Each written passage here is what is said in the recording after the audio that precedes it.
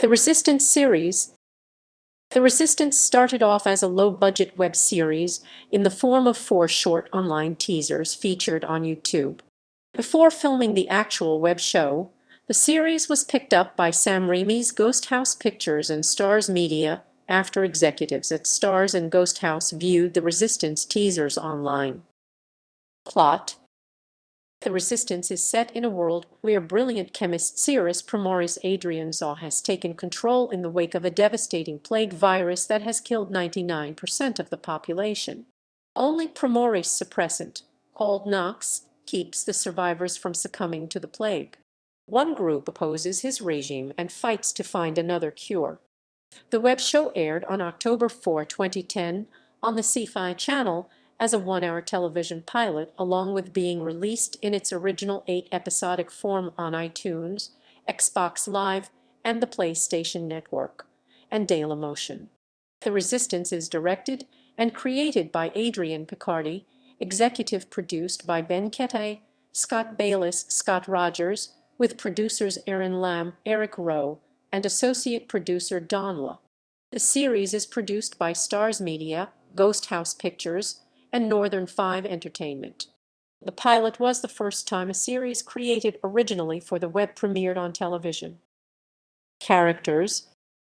Arclight, a prince of Insurgo, Arclight was to have a traditional life of sincere religious study and intense military training. Instead, Arclight has spent the majority of his life in drunken exile, wandering the wastelands of Orodeca in an endless search for the forgiveness he will never allow himself to find. Still, he is never truly alone. He has the voices in his head to keep him company and to ask the same haunting question, "What have you done?" Lana Katrina Law, leader of the Orodecan resistance movement ARM. Lana has resigned herself to life as a terrorist.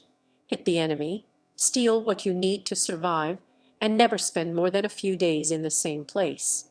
Lana and her team live their lives on the razor's edge of survival and fight every day for the possibility of a future for all of us. She's smart, incredibly tough, and fueled by the betrayal that has made her the person she is today. If Lana is to achieve her ultimate goal, she may have to let herself go to a place she swore never to visit again. Cirrus Primoris, like a phoenix from the ashes, Cirrus has risen from the devastation of plague and given the people of Orodeca the gift of a suppressant and a chance to live. But a suppressant is not a cure.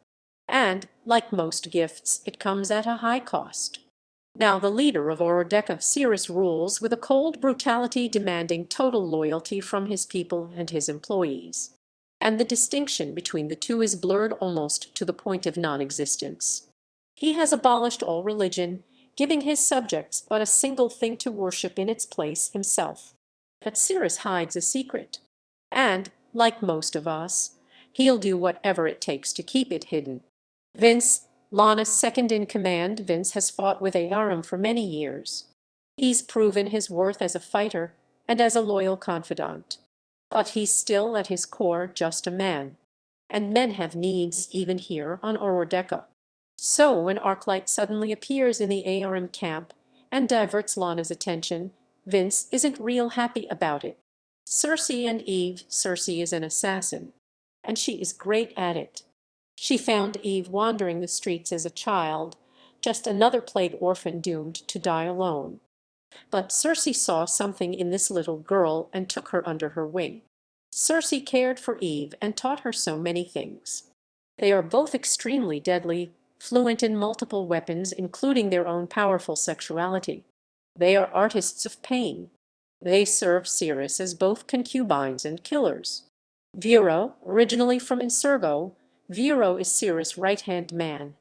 A soldier by trade, he has a body built to inflict damage and a mind for strategy and tactic. If Cirrus is the face of Primoris, Vero is its fist. He is chief of security and commander the soldiers of Primoris. As history has borne out, real power falls to those who control the guns. Ruthless and self-serving, Vero is the ultimate survivor and practiced at conforming his position to the prevailing wind. He also has his weaknesses. Shin and Bran when these two brothers decide to camp for the night in the snowy wasteland of Craven. On their way back from a very important mission, they unwittingly spark a flame that will end up consuming the lives of countless citizens and change Orodeca forever. The brothers have never known a world without the plague. Like all boys, they are quick to joke, but now on the verge of manhood, Shin and Bran are desperate to impress each other and Vince.